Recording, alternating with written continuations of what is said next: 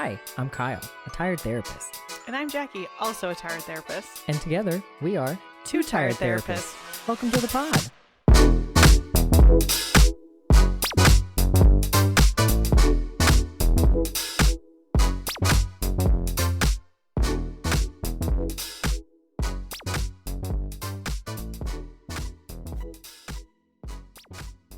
Hi, Jackie. Hi, Kyle. How are you? I'm well. How are you? I'm great. Welcome to Chateau Kyle. Yes. Today we are on location. Yes. Not at House Jackie. Yes. But House Kyle. Yes. I'm trying to say our last names so we can be incognito. Right. Due to our fame. Right. We shan't be having any people come and stalk us Absolutely at any not. point. So Absolutely not. yes, we were at House Kyle. It's lovely here. Well, you had said you'd never been here. It's so true. I was like, come on down. Right, you did. Make the trek. Yep, and we did. And trek it was. Trek it was. It is. I know. I live out here in, I mean, it's not really BFE, but it's close. It's not close to much. Truly. True. Yeah. It's quite the drive. It was a good 40 minutes for us. So. And you also are gatekeeping my best friend because Groot is not here. Yes. And no. I did tell you to bring him, and you said no. Well, here's the thing about Groot. Lovely as he is a giant mess when he is not in his home. True. And so, if you've ever listened to the episodes and you've heard him in the background, I mean, times that by about 1,000, and that's what you would hear in the background. On this lovely laminate floor that I have, you would hear nothing but clickety-clack the whole time. Yeah, exactly. That's okay. Yeah, that's okay. It's okay. He will come here at some point, just not now. Not right now. Well, even though we're excited that you're here, it is still a tired world out there. It is still a tired world. What are you tired about? Tell us about it, Jackie. You know what I've been tired about? And this is a read on myself, so I can't wait for everybody to have a comment about this. I am really tired that I can't keep any house plants alive. You have lovely plants up in here. I look closer. Are they fake? They're fake. Okay, good. Look, they're fake. But I have this basil plant that I've had for, I don't know, 2 months, and it's like dying. And I'm like taking care, and it's dying, and I don't understand. So I'm very tired of how I cannot care for a houseplant. I feel that. I one time was at a farmer's market, and we were looking at plants, and the lady was like, "Oh, take this one," because I told her, I was like, "I don't have a green thumb, I have a black thumb, it's not me." She said, "Take this little succulent. They don't need anything." Oh, yeah. It died. Oh yeah, completely dead. Oh, for my 30th birthday, my cousin sent me this sweet. It was so beautiful. It was like these 3 little succulents. Killed them off within 6 months, and just my mom gave me a plant that literally you didn't have to do anything to it. You didn't have to water it, and it's it'll grow. Died. Yeah, people say get those air plants. It'll die. I don't tell you. Died. No, there's a plant behind me. Fake. That's fake. There's a flower. It looks very over there, real. Fake. There's one behind you. Fake. There's one. All these over things there, look very real fake. to the listeners. They're all fake. They look very. They're all real. fake. But that's what I'm tired of. What are you tired of? Well, you know me. Is this about flags? It's not about flags. No, I have paused my war on flags for now. The crusade against flags. The crusade against flags. I am going to turn my war internal, though. Oh, okay. I'm really tired that we have these complex bodies, right? That regulate our blood pressure and our oxygen and all this stuff. But I have to work out regularly to be healthy. Yeah. Who came up with that? That's a great question. I have to be careful with what I eat. Yeah. Why can't my body just process it? Who did this? Whether it was God, Jesus, aliens. I don't care. Why did they do this? Right. Why does this happen to us? Why am I the victim? Right. So I'm really tired of that. Yeah. Because I don't want to do that. I want to eat French fries, and I want to drink wine, and I don't want to work out. I feel that very deeply on a spiritual level. So. Well, and that's why we do this. Yes, that's exactly why we do this. But welcome to being having a body. Well, having a body. I wish I didn't. Same. Sometimes same. Oh, bodies. Ugh. Speaking of not having a body. Oh, yes. We're in for it today. What a great segue, I feel like. We're in for it today. We have jumped on the bandwagon. Well, you have. I have jumped on the bandwagon. I have not. And continuing a theme of a previous episode of serial killers. True, yes. Today we are going to discuss none other than Jeffrey Dahmer. Yes. Because as most people probably know, there was a recent Netflix episode or a series that came out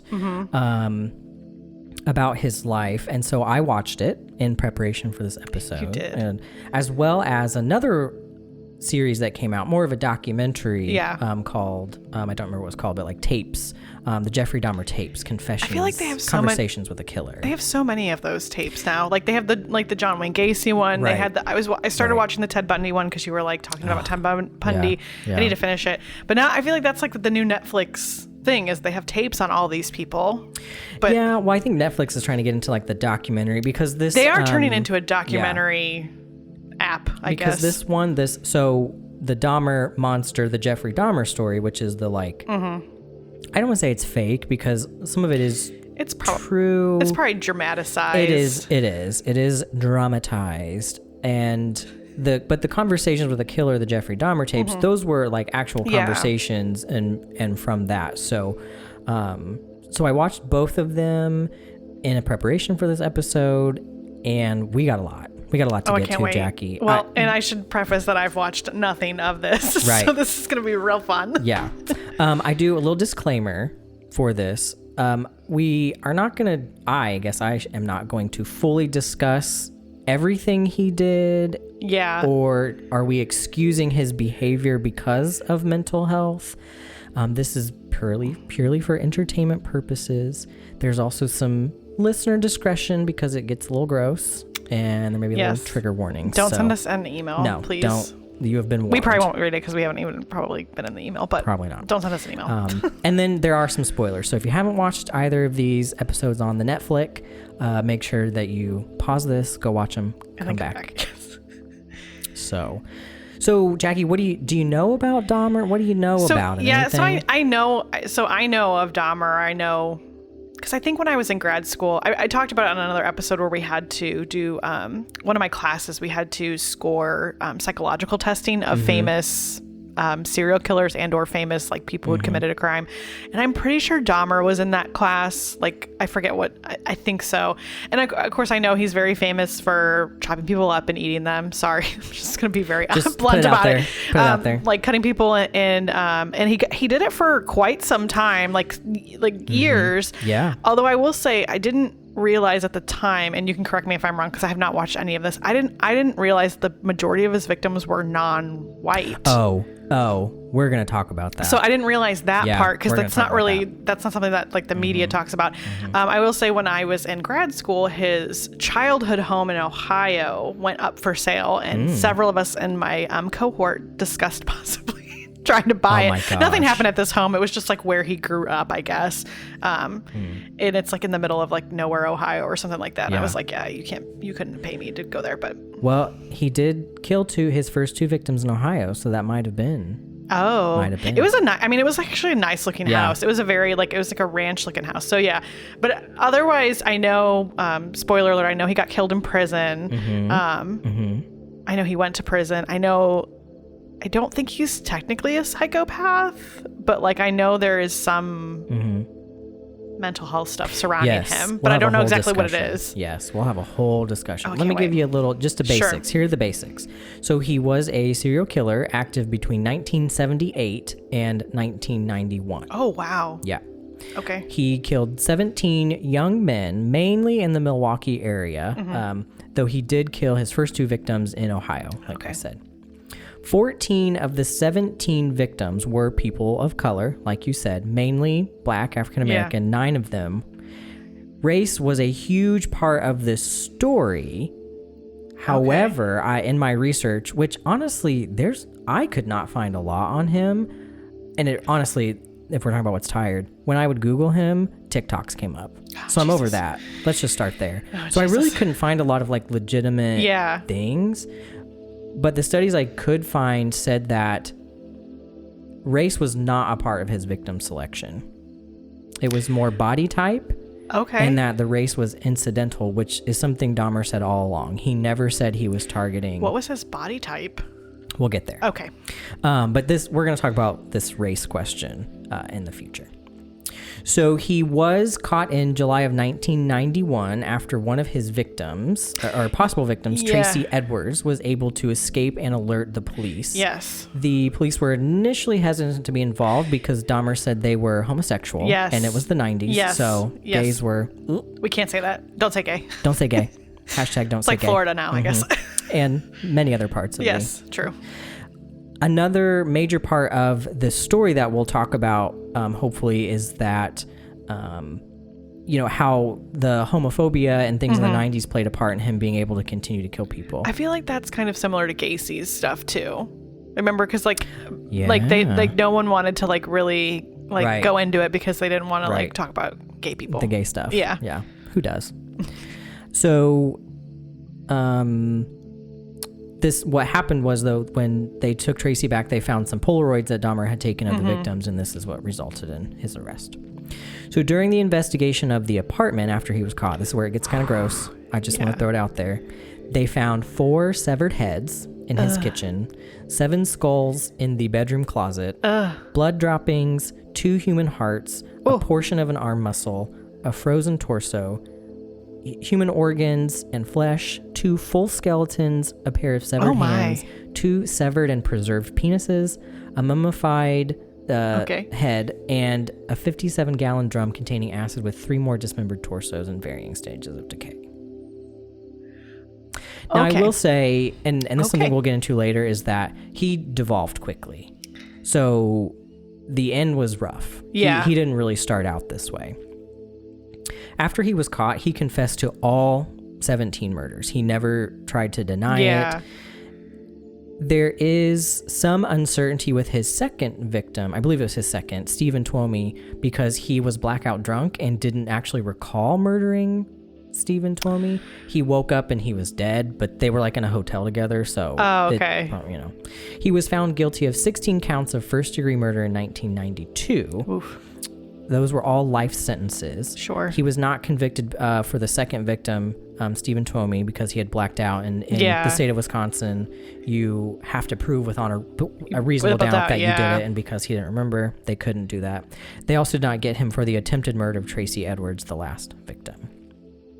You were correct in that he was killed while imprisoned by another inmate in 1994. Yes. The inmate, Christopher Scarver, was believed to be schizophrenic and stated, "God told me to do it."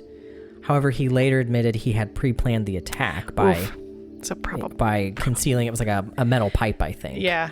Another inmate, Jesse Anderson, was also killed in this attack. Oh. So those are some of the basics. We're going to get into some deep parts of it.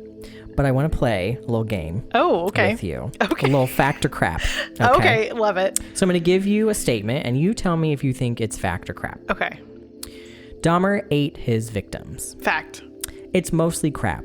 Really? So he did admit to consuming hearts, biceps, and portions of the thigh, though this was towards the end and the last few murders where he was devolving very quickly. Okay. He did feel this would make his victims a more permanent part of him. He estimated he ate about 10 pounds of human. Ooh. So 10 pounds of anything is pretty bad. A lot. Right. Okay. So he did. It wasn't with every single victim, though. And this is, I think, the interesting because he was thought to be a cannibal. They thought that he ate everyone, and he did not in the beginning.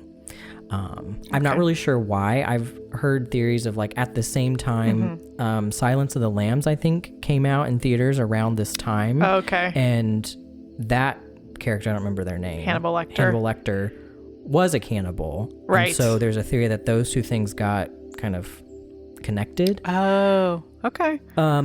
Media probably also plays an effect with this, which I did see this in my research. I found some of the news articles from Milwaukee where they were calling him a cannibal, which I guess he was. I mean, I guess if we're going to argue it, technically he was. Yeah, I don't know if there's shades but it wasn't of cannibalism. Yeah, right. Like a degree, I guess. Or not. Like first degree cannibal. But it wasn't every single victim he did not. Okay. He did not eat. But he did. But he did eat some. Yeah.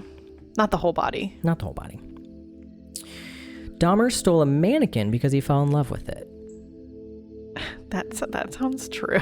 It is. It is mostly fact. So he hid in a clothing store until after it closed, and he took the mannequin home with him, and he would lie with it and masturbate to its physique. Why? So that's where he was attracted to the male physique. Okay. And so, of course, like the mannequin was like hot, like hot bod. Yeah. And so this was very, very young. I'm not even sure he had murdered anybody by this point when he did this, but he was just so attracted to it. And it's just the inanimate object part is what's getting this me. was probably, oh gosh, he was probably a teenager maybe. Okay. So this would have been probably early 70s maybe.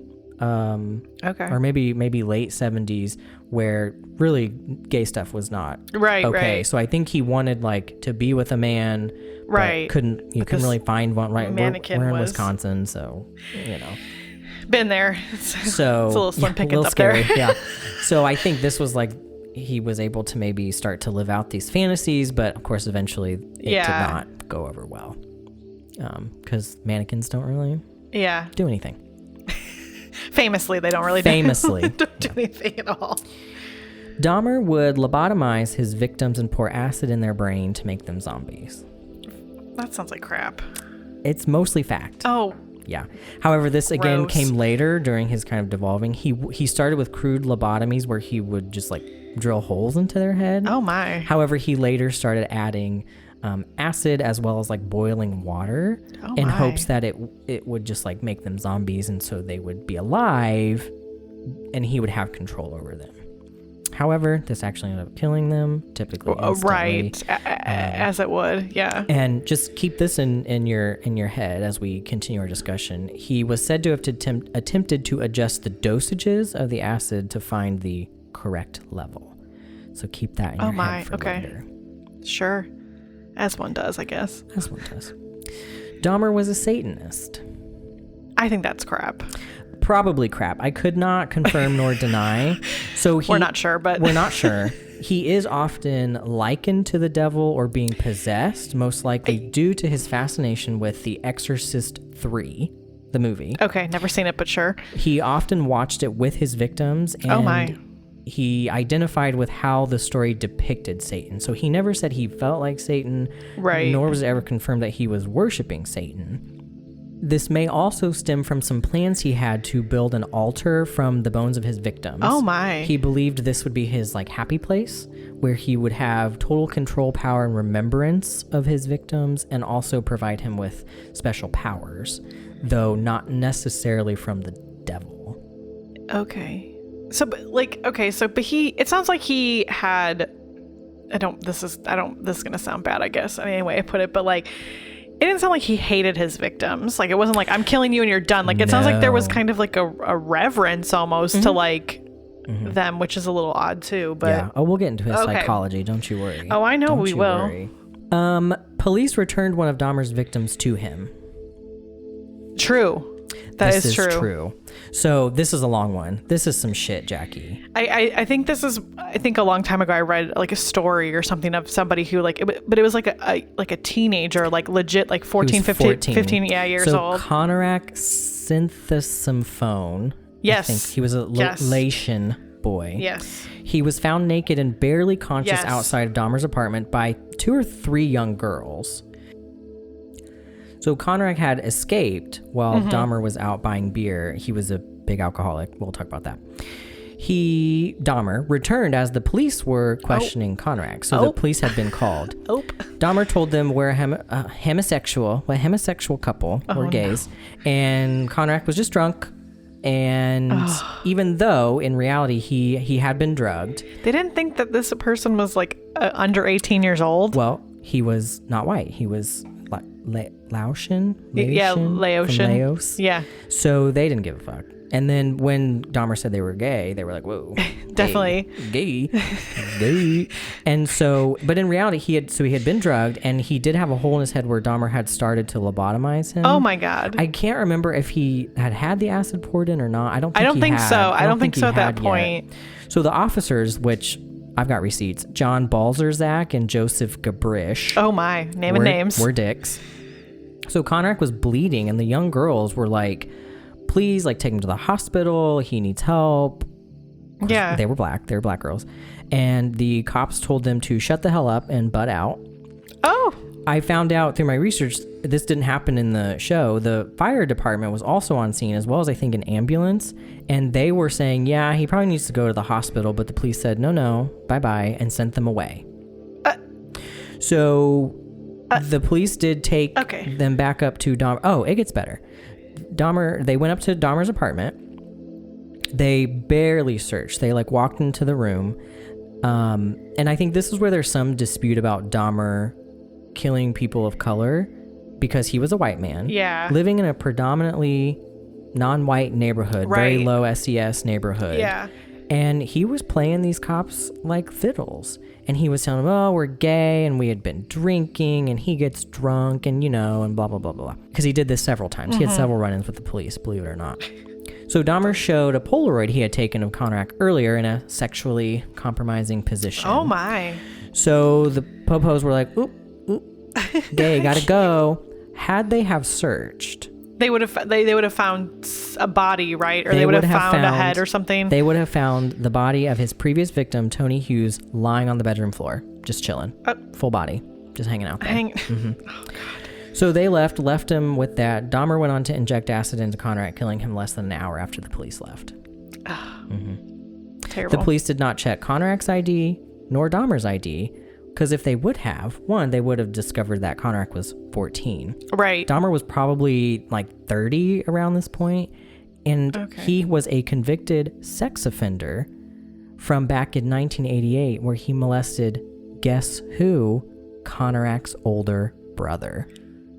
Now, was that something that I don't want to say meant to happen, but did he target that family, or that was just a coincidence? He said he did not know that, which I don't know, I guess, but I can't imagine there's a lot I guess if you're not like exchanging last name, well, if you're like boys and if you're I don't know. I guess if you're picky, I guess if you're going to murder someone, you're probably not like, what's your last name? Right. I mean, you're probably just killed your family before. Right. Do you have has anybody in your family Dahmer died? said he didn't know. He was surprised they were. Yeah. Who can say? Oof. It gets better. So these officers were recorded radioing in that the situation was a domestic dispute, and that they would be heading to the police department to be deloused after dealing with the gays. Yep. I didn't know that was genuinely a thing that could be done. I thought that was just like okay. Well, back then, you caught the gay. This was probably late 80s, maybe?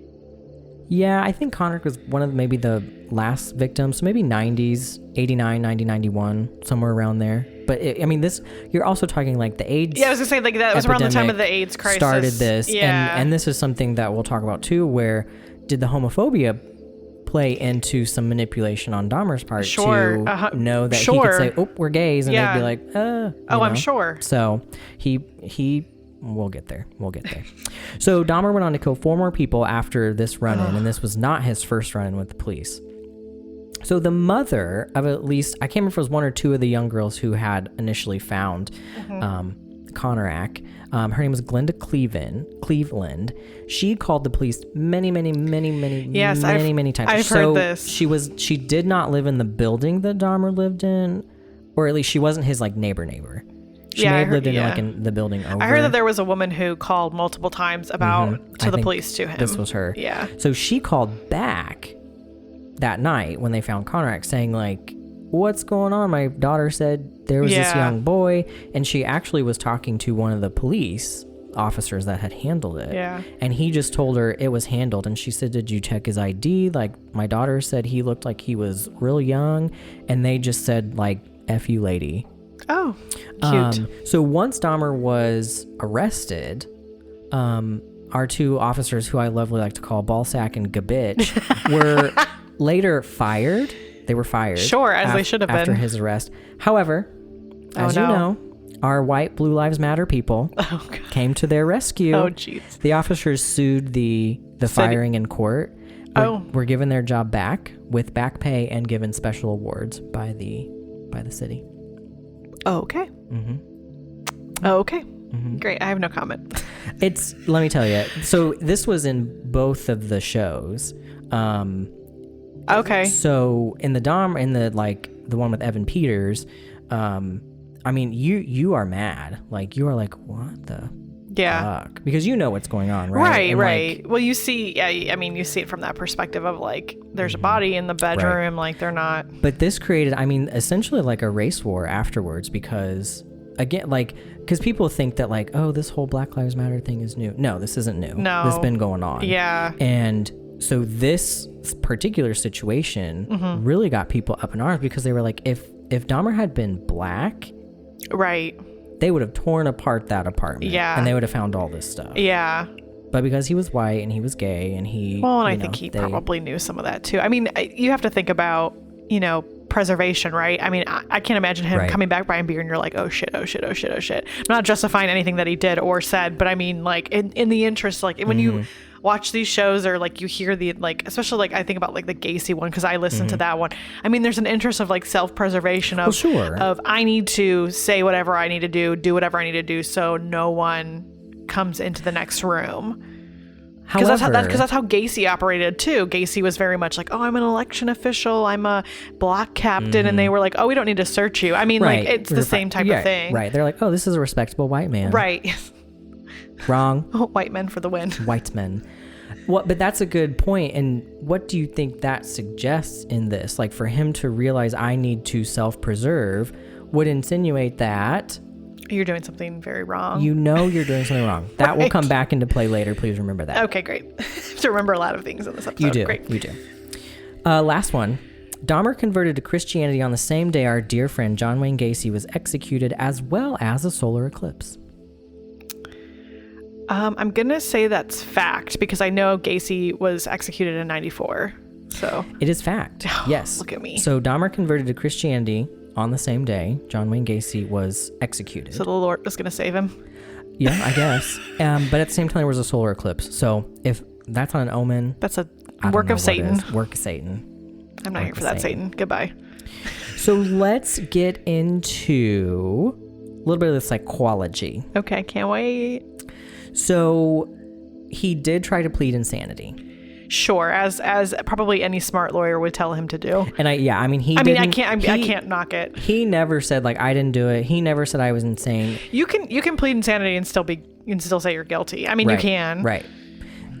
So I think we talked about maybe with John Wayne Gacy that it is very difficult in a courtroom to prove insanity.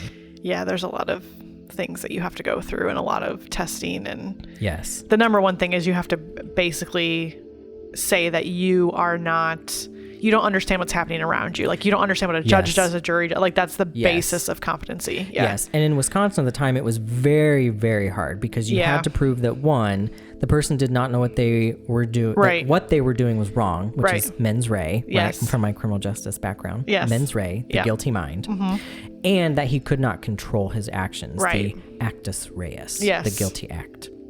So all the professionals that interviewed him agreed that he knew it was wrong. Yep. I don't think you can, right? Like we just talked about. Yeah, I mean, he was self-preservation. Right. How could you argue that? Right. You were disposing of the bodies. Like you knew it. You knew what you were doing was wrong. Right. Right. What they could not agree upon was if he could control himself or not.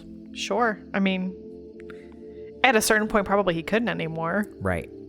So there is some interesting facts with that. Is that he did go 9 years between murders. Not like all of them, but there was a period of 9 years. He didn't murder anybody. Doing anything? Mm-mm. Interesting. I did not know that. I think there was another period of a couple years where he didn't murder again. Oh, okay. I think. That's there pretty rare. There was at least 1 9 years, and there was maybe another one. That's pretty rare that you go more than like a year of no activity as a serial killer. It makes you question, though, could he control? I mean, 9 years, that's a long time. What was he doing in those 9 years? Did they ever talk about that? Or I think at that time he was living with his grandmother. Sure, Grandma. Who loved Jesus, as one does. And I think he as grandmas do. I think he was like going to church and working and like staying away from the booze. Sure. And things like that. Okay, I mean, I could, yeah. Now, I think he said he still had the impulses, or he would call them compulsions. He had compulsions to kill. That's what he would say. I mean, you can call it a compulsion because a compulsion is a behavior. I mean, do I agree with maybe that terminology in terms of killing someone as a compulsion? No, but I mean, I guess if it, maybe for him it really was. Well, we can talk about that. It's very interesting because here are a couple diagnoses that he was given. He was diagnosed with borderline personality. Sure, agree. He was schizotypal. Sure, I could agree with that. Alcohol dependence. I mean, he sure, was agree. drunk. We'll talk about some of where this comes from. I'm going to go back in time. Obsessive compulsive personality. Okay. We'll talk about that. I don't know if I agree with that. Antisocial personality. Sure, 100%. And psychotic disorder. Do not agree with that. These were never fully agreed upon because, again, at the time he's being interviewed by like the defense. Well, they probably had two different experts to interview him. Yeah, and they're going to say totally opposite things. Yes. So there was never a full like, yes, for sure, we agree with that. They all agreed to varying degrees. So a couple other things he was, I don't know if you'd say diagnosed with. He was considered a necrophiliac. Sure. Which I didn't know this. I thought that's when you have sex with a dead body. No. It's just sexual attraction to a dead body. Yeah. And so he did have this. That was agreed that he was sexually attracted to dead bodies. However, it was agreed upon that he was not a sadist. So he was not, sure. Which I don't know. I think you could argue this though, because he wanted control over a submissive partner. I think I might have missed that part earlier. Oh no, we'll get to it. So there was this other thing. This was in the like dramatized series of something called splanchophilia. What? I had never heard of this, and I literally had to turn on the subtitles sneezing. to see what they even were talking about, and I could find nothing legitimate about this. But this is the kind of like necrophilia. It's that attraction to viscera or wet organs. Oh. No, thank you. I don't think this is real. The only thing I found, and this is, I'm sorry, I'm just going to say this. This evidently is a basis, a like biological basis of why men are attracted to wet vaginas. I'm telling you guys, I went deep for this podcast. Literally and figuratively. I am knee deep in wet vaginas for all of you out there. I just want you to know what I'm doing for you. That's really interesting. I've never heard of any of this before. Because that was part of his obsession, was the internal organ. Like he was, but like, I don't know if that's real, but it goes to the, splanchophilia. I've never heard of that. As I said, he named his killing compulsions that he could not control. However, many of the professionals argued that him drinking heavily, because he was always drunk when he killed somebody, always, was not to avoid the killing, but to avoid the part of him that inhibited the killings. Because again, he went that 9 years without killing where he was not drinking. Right. Or at least not drinking heavily. And when I say drink, he was drinking heavily. Like heavily. I wonder... To the point that I honestly... I wonder if he could have a substance-induced psychotic disorder. To be honest. Sure. Or some type of delusional, like, That's so interesting. I wonder, and I'm not trying to excuse anything that he's ever done, but I wonder if like the alcohol, like I wonder if there was some chemical like thing in his brain. We'll like get to that too. Okay. We'll get to that. Because all I'm thinking about, like, this is the type of shit that I love. I'm building a story for you. I know you are, and I can tell, and I love it, but you. all I can think about is maybe the alcohol, like it had some chemical effect on his brain, which then like, because it happens, it's not uncommon, but I mean, it's commonly speaking, when you or I drink alcohol, like we're not gonna. No killing. I mean, not like, no. Unfortunately for everyone out there, no fortunately, killing. Because there's probably a long list. Right.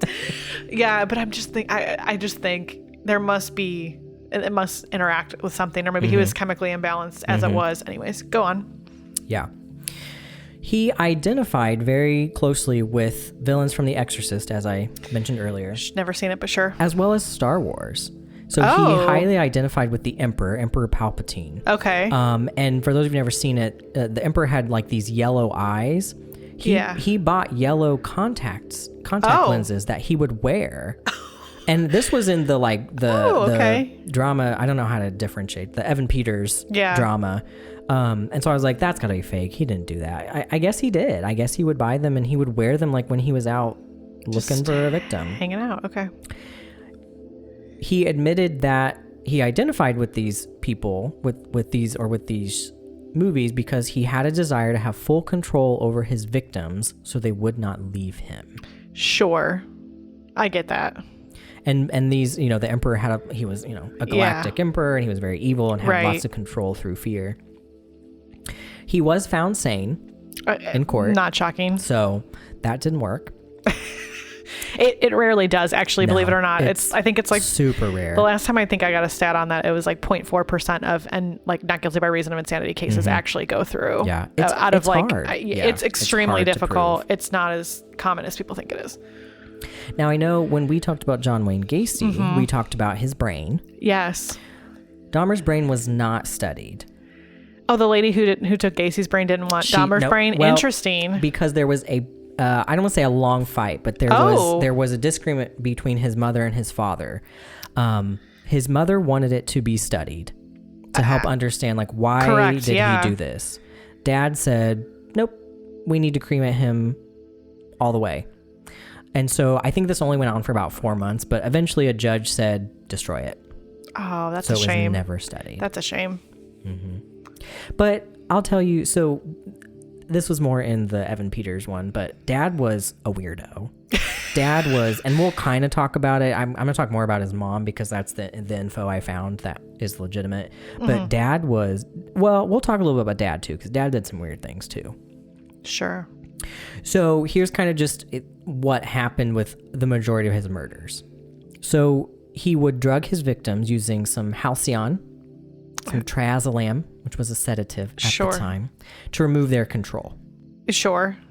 Because he feared that they would leave him. So here's the abandonment piece that we would talk about with the borderline personality. It's very borderline. And really, especially in the beginning when he started the killings, he really just wanted to like cuddle and like lay with them and feel them close to him. Like his mannequin? Right. Sorry. Which, TBH, I'd rather lie with a live man than a mannequin. Right. Sometimes. I would think. Maybe. I just would think that'd be so. I don't know. I've never laid with a mannequin before, so I can't knock it. I can't knock it till I try it, but I just don't know how that would feel. Well, yeah. I don't have a pillow. It's really softer. Right. So he wanted that control, so he would drug them. What appeared is that in the beginning, the first couple murders, at least the first two, were accidental. Sure. Because what was happening was, especially with the first one he picked up this hitchhiker and took him back to his place. And he was like, oh, let's just like drink and do some weed and like work out, because he was into working out because of the male body. Right. And so they were working out and the guy's like, let's go. And Dahmer was like, no. And then he started to leave and that's when he killed him. Oh, okay. So, but he was kind of like, oh shit, what did I do? And then the fantasies came into play. But I think over time, it was this like, oh, they're leaving me. Got to kill him to keep him close. Sure. But then ultimately that made them leave too, because then they were dead. Right. Very extreme. However, because he was able to then live out some fantasies over having control, I think it reinforced that. Of course, he was drinking always excessively, and who isn't impulsive when they've been drinking? Right. You know? That's a hallmark of drinking. And he realized this after he was arrested, and started talking to people. Yeah. He realized that his like fear of abandonment actually led to people leaving him because he killed them. Well, yeah. And he called it an addiction to killing, which we talked about, I think, in the Gacy episode. Sure. That could you consider this an addiction where it's like, oop, I got to this level and that felt really good, and now I got to go to the next level, and now I'm eating people because that's where I'm at. That's the next thing. Once you hit that threshold of once you hit that threshold, it's really hard to walk back. So yeah, I buy the fun it. Don't stop. You know? You know what I'm saying? God, right. You know what I'm saying? Oh, once you eat that liver. Oh. Bergamot. Oh, I could not. Oh. What if we take a little break? Sure. Let you, for a lack of better term, I know, digest. We're not laughing at what has happened to these people. We're just with you, not at you. Oh gosh. Yeah. And let's, before we get into more of his life before, and maybe why all these things happened. Sure. We'll be right back.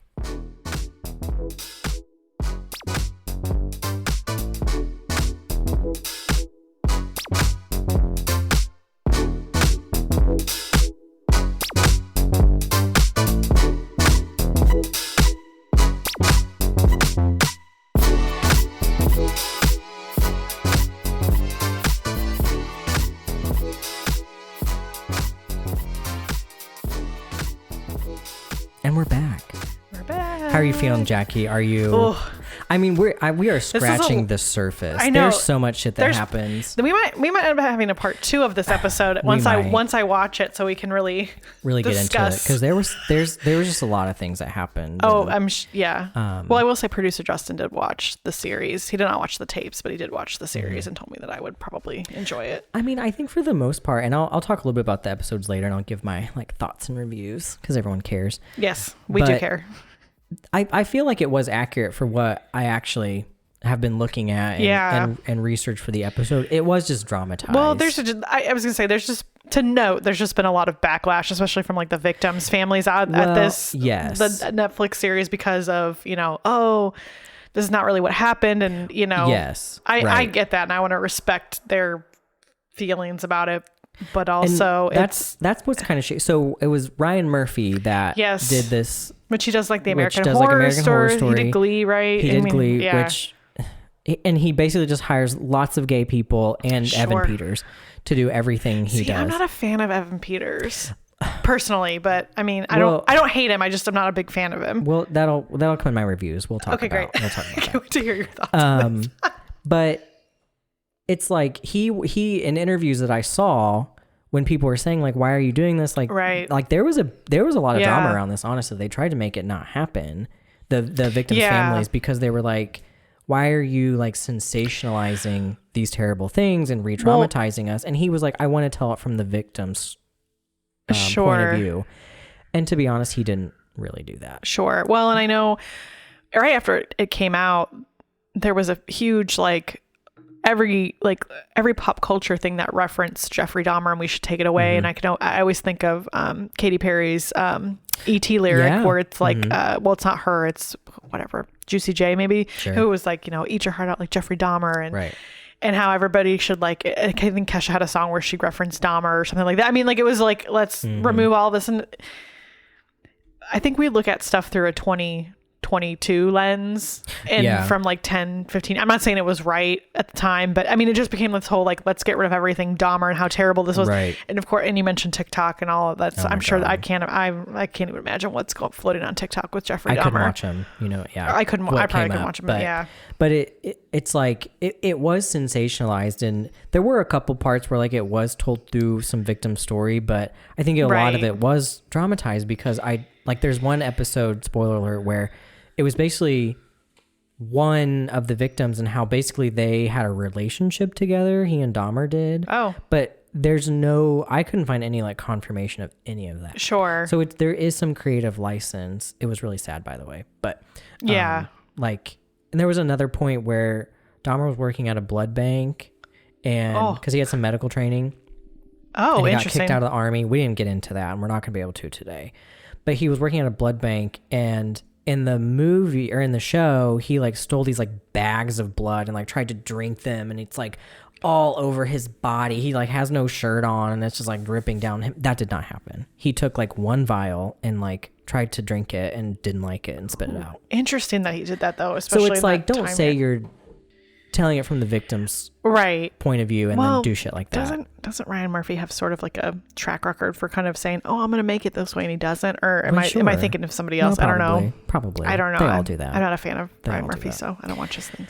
Anyways, so let's get into more of his early life and leading up to the murders and what happened.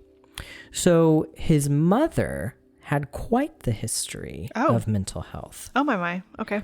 She had a history of hypochondria and depression. Okay. Very severe depression. I couldn't find this, but I think probably with psychotic features. Okay. I think. Sure. She had at least one suicide attempt using Equinil or meprobamate,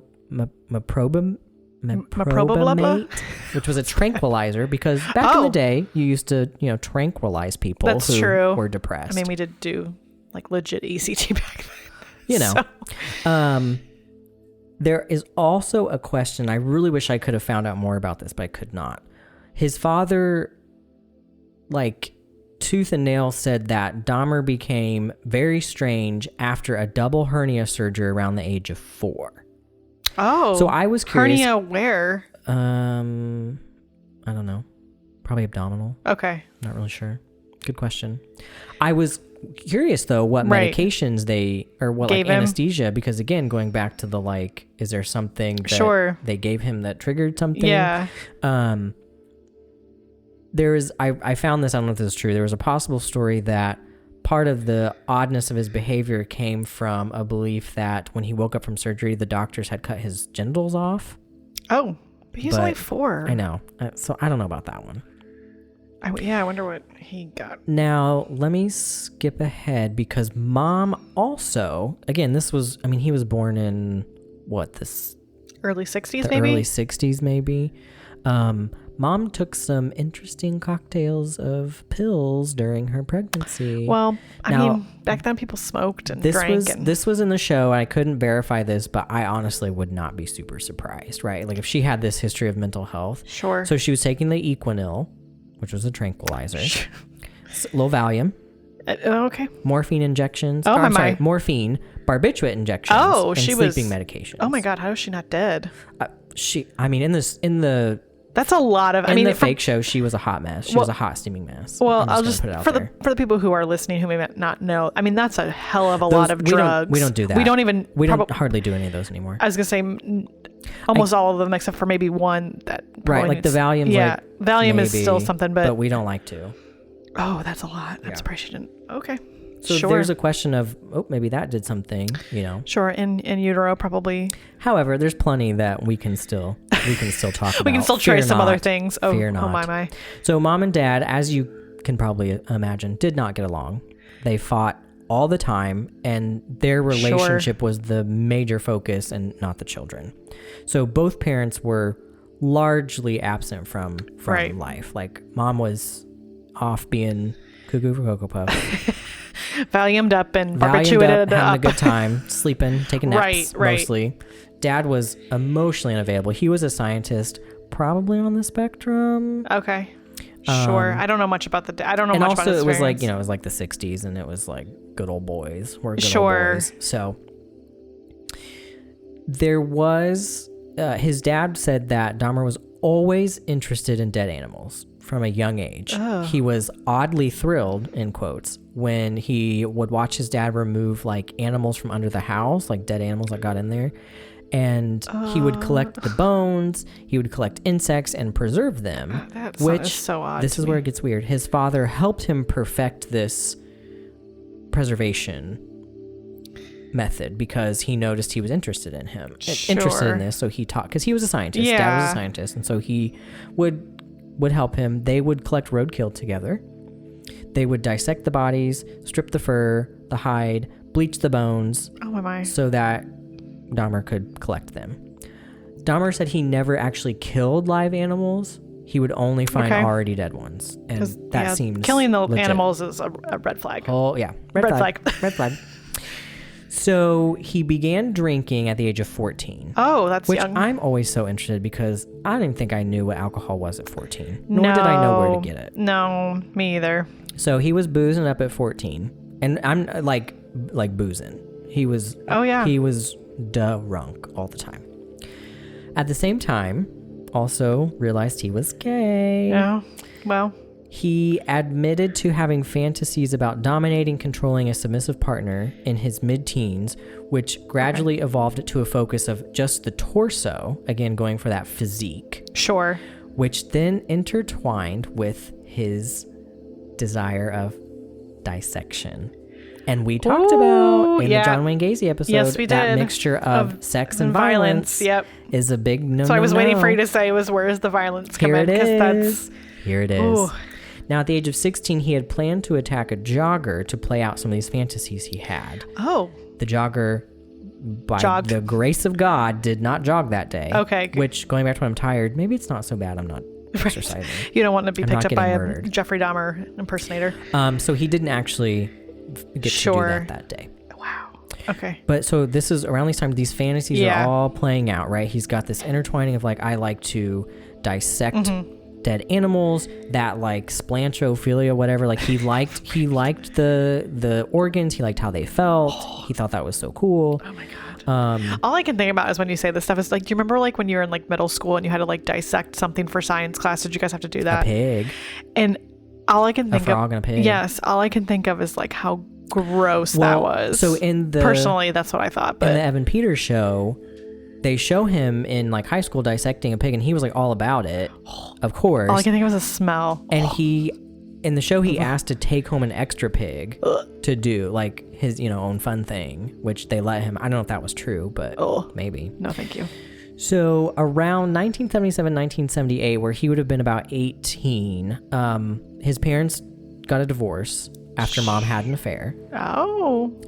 Okay. Didn't see that one coming. And not long after, I think, or around his graduation, mom moved out with the younger brother. He had a younger brother. Okay.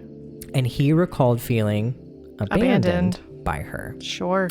And not much longer after that, guess what happened? He murdered somebody. Sure. He denied any major trauma in his life, no abuse, no sexual abuse, anything like that, other than like mom witnessing like domestic violence, because he did witness mom beating dad a lot and threatening him with like a knife and things like that. Okay. Yeah. So mom beat dad, but then dad did not, I guess. I mean, I think dad still was like a yeller and did not say nice but that's things. Just you don't hear that very typically. Okay. Moving on. So there was a lot of like relational trauma. There was the abandonment that he experienced. And so maybe that's what started I don't want to be abandoned by these people. Right. Also some repressed feelings about being gay. Sure. Which that doesn't happen a lot. I don't think all serial killers are that way. We just happen to talk about the two that's happened, I guess. How lucky for us. How lucky for us. How on brand. So yeah, so they would they would try to leave. He would get like that anxiety, that like maybe obsessive compulsive, maybe whatever, kill them to keep them around, and then because he would once they were dead, he would go through these fantasies, which we won't talk about, but he would fulfill the fantasies and then be like, oh shit, now they're dead though. Yeah. And then have to continue that. Right. So bummer. So there's a lot of question of like, well, where did this come from, right? That was our big talk with John Wayne Gacy of like, where does this happen? Like, where do you all of a sudden go into this? And so he has a lot of different things. He has the like abandonment from his family. He has some mental health history. He has maybe some biological changes from medications or in utero exposure to some shit. I would be really TBH. Interested about the in utero stuff. And then there's just I accidentally killed this person, but it felt really great. And it helped me carry out my fantasies. Yeah. And I got that mix of sex and violence. Yeah. And now I'm addicted. Right. And I have to, because the murders did really, he didn't start out like eating people and lobotomizing them, right? Like it started out as just like, I killed you and no shit. And we can cuddle now. Yeah. It didn't devolve into like cutting them up, and that was much later. Much later. Oof. Yeah. Oof. Thoughts.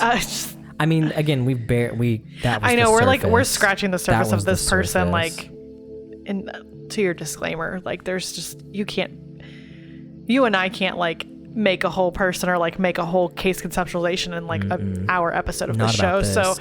I mean, I just think it's really, the thing that sticks out to me is the in utero stuff for sure. Like whatever his mom, because I mean, you also have to think about that time. Like they didn't know that like smoking during pregnancy was bad or like drinking. I mean, it was pretty common to like drink during pregnancy. And so, I mean, not saying it was right, but I'm just saying like that was the time. So like if she was prescribed all of those medications when she was pregnant, and those are things that we don't give people pregnant. We don't give them any of those things anymore. Right. No, so you're talking about heavy duty barbiturates. You're talking about heavy duty, opioids essentially. I mean, absolutely. And a tranquilizer that is really going to mess you up, especially you think of like, if we want to look at him from a developmental perspective. Exactly. He had a lot of things. It started in utero. Yeah. And then, the surgery is something, although I don't know how much that would like, I wonder about that in terms of like, did the met like I can think of like oxygen to the brain, because I'm like that would account for a change in your like brain or like your personality behavior. So I'm like, did something happen during the surgery? And like so there's that. And then just the intense abandonment stuff is really interesting too. It's just That's such a leap. I mean, it's one of those. It's like it's such a leap. No, it's one of those of like, well, which one did it? And it's like all of them. Well, yeah, because it's all of these things. Well, it's like I don't know if you keep up with the current news, but like I don't know if you've seen the school shooter Nicholas Cruz, the one who shot the kids in Florida. So he just went to trial. Obviously he pled guilty, but then they were going to do the death penalty or not. So they had a whole like trial around this. So he ended up, spoiler alert, he's in life in prison for him, but his lawyers were trying to argue that in utero, his biological mom drank a lot. So that like really affected his just like growth, and then like had like therapists and like, I don't know, educators, teachers who like knew him when he was young, like testify to say like, no, he really like does not understand social skills. Like he has no, and then everyone was arguing, well, you know, he shot a bunch of people. So like, you know, what's to say, like, does he really care about social skills? Does he, you know, is this all a ploy? But I think about like when you're talking about him in utero, I think about Nicholas Cruz because that really does do something to you. Like in utero, like if you don't get the nutrients, if your mom does something or the person who's carrying you does something, it is going to fuck you up real bad. And then if you have a fucked up life. Right. And then if you that's not going to help. Right. And you said no trauma, but it's like. Well, you did. Yeah. I mean, I think back then the idea of trauma is like, were you abused or were you raped? Right. Like. Well, and I don't think he had like, I'll call it like classical trauma. Like there was no like sexual abuse. There was no any of that. But. And then he started drinking at 14. Developmentally not okay. I will never forget, I worked with a client who started doing drugs around that same age. And I think forever his brain was stuck at that age. Sure. And so I'm sure his brain stopped at that age because your brain doesn't fully develop until you're 25. So you got to think if you're drinking alcohol at 14. And what does alcohol do? Lowers your executive functioning, which tells you, should I kill this person or not? Well, and it slows you down too. It slows your brain down. So So there's it's like, and it makes you feel sad. And it makes you feel sad. It's crying juice. Which he did say he felt sad and lonely. And I'm sure he did. I don't debate. I won't debate because I really do think he probably was depressed. I'm sure he was, because I mean, I don't think he didn't. I'll say this, and all the stuff that I know about Dahmer, it doesn't sound like he was like proud of any of this. Like he wasn't trying to be like, no, oh, I did this and like, you know, I can do it. Like, cause like some of the other serial killers of that generation, like it seems like he really wasn't trying to be famous. He wasn't trying to do anything. I mean, he just genuinely was, and I'm not trying to excuse anything he did, but I do think he probably was depressed out of all of them. His like narrative during his trial was, I really want to know why I did this. He said, I don't know why. Now, again, I really do question, is that part of his manipulation? Right. Because like, you can go back to the racism, the homophobia. Like, did he use those to his advantage? Well, and you can have a personality disorder and also be depressed. You can be both. It's just, you don't typically see it that much. I definitely had borderline, definitely antisocial. I mean, no question about it. But he was not, he wasn't like a Ted Bundy being like, yep, I did it and fooled all of you. This is how I did him. Yeah, there wasn't like gloating. Yeah. At least anything I've ever read about it, there's never been like that. In the Evan Peters episode, like when he was in prison, he was getting like, he did get money and things and like had fans, of course, and like he really liked that. And they kind of suggest that because at the same time the John Wayne Gacy stuff was going on, and so there was kind of some suggestion that they were like fighting for attention kind of thing, but I don't think that was true. Well, Gacy was long in prison at that point, I think. Yeah. And was getting close to execution because he started acting up again right before his execution, if I remember correctly. Like he started trying to do appeals and stuff. So. But like I said, he converted to Christianity in prison, and the pastor, whoever it was that did it, met with him regularly after that until he died, and says to this day that it was genuine.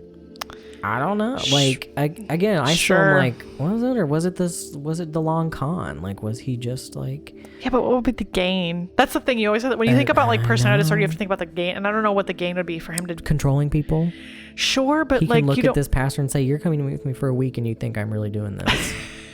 That's such a... But usually there's another gain to it. There's usually a more secondary gain of like, oh, you're going to bring me stuff. Like, I mean, that's kind of... I don't know. I mean, maybe it was true. Who knows? He did, so we don't know. He did, yeah, he did. They suggested he died the same way that he killed his first victim, but that was not necessarily true. He killed his first victim with a weight. Oh. Because they were working out. But he died, it was just like a pipe. Sure, yeah. So, but it is kind of like they were in a gym, so it is kind of like poetic justice. Poetic justice. So, just a couple thoughts and reviews about the Netflix shows. Sure. So the Dahmer monster, the Evan Peters one, largely does seem like factual, based in facts. A lot of creative licensing. Sure, and as any of those shows have. Yes. Who really stole the show? Can I say, Niecy Nash?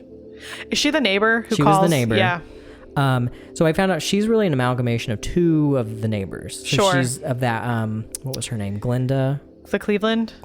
Yes. She was a mixture of her and then somebody else who lived like in the building somewhere. So Evan Peters. Sure. I personally just have to say I think Evan Peters is hot. He's not a bad looking dude. I'm not. Yeah. He's not. However, I have a problem in that one of the first things you see is him with his shirt off, and he's hot. He's ripped. Evan Peters he's pretty well built, and his butt. Because Evan Peters is notorious for showing his butt in everything that he's in. Pretty much in every American Horror Story, he shows his butt. And it's a nice butt. Well, he was in The Office and he did not show his butt, although his butt does get spanked. So. Well, there you go. So it's kind of like, again, you're saying, I want to tell it from the side of the victims. Yeah. Why did we sexualize Dahmer then? Why is his bum in there? Yeah. Mm-hmm. I have to say, it was some pretty upsetting stuff, even for me. And I'm pretty rotten. So I had lots of feelings. I had I was mad and I was sad and I was revolted. So there's the mix of the sex and violence like we talked about. Sure. We talked about the racism, homophobia, all of that. Like those were big pieces, not just in his like victimization, but in the story as a whole. Like I said, there was like a whole race war in Minnesota with the police and the people of color.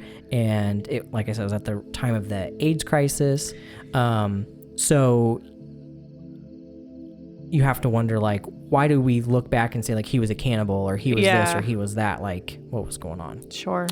As far as the Dahmer tapes, those are also really good. I think even more kind of icky because it's like him talking. Like, you hear him talking about it and he's so strange about the Gacy tapes, too. Like, just to listen to him talk about it was But he sounded weird. like an odd bird, too, at the same time. But it was just interesting because all these people that were on his side, they like felt bad for him. And so again, that like my brain just goes to like, are they being manipulated or did they see him as a person? I don't know. But shout out to, they interviewed someone named Michael Ross, who was one of the like, he was just around the gay scene in Minnesota. He was a whole vibe in that. He was like talking about like, when people would go missing, like you wouldn't question it because it was like the AIDS crisis and people would just kind of move away and, you know, you didn't have Facebook and stuff back then. Well, it's like the Gacy thing too. Right. Yeah. So you'd be like, where'd they go? And he said eventually when people were like going missing towards the end because Dahmer was killing people like really quickly, he was like, you'd go to the bar and they'd be like, child, another one's missing again. And you'd be like, oh, and he was a whole vibe and he was wonderful and amazing. And I don't know if he's still alive, but Michael, if you're listening, you're amazing. Big fan of your work. So any last minute thoughts? I know we've gone over, but there's just so much. It's just we'll have to do another. We're gonna have to do I'll have to watch and we'll have to do a part 2 and we'll have to really you just can have like go over what you discuss. Yes, and we'll have to have a discussion based like debate about this because I just Well, to round us out, a fetch or flop, as you know. And since we've talked about a lot of things that are just real icky, I thought we'd do a comfort edition. Oh, perfect. Okay, I was wondering where you were going to go with this. Little comfort edition. I was going to go like heart or liver. Like, how would you murder people? Right. Heart or liver. Which parts of the body would you actually eat? Yeah. No. A little comfort. Just a little. Sure. How do we comfort ourselves after such a conversation? So, first one. Comfy sweaters, blankets, socks. Fetch. Yeah, fetch. This is going to be all fetches. I don't know. Well, maybe not. Okay. Speaking positively about yourself to yourself. It's fine. I don't do it enough myself, but it's fine. It's a flop for me. Sometimes I feel like it's so, I don't know.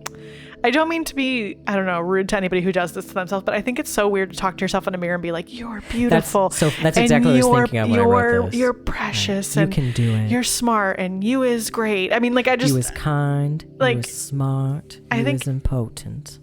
Yeah, I don't do that. It's a flop for me. It's fine for me. I don't hardly do it. If it works for you, yeah. Yeah, I think if it works for you, it's fine. Spending time with a pet or a friend's pet.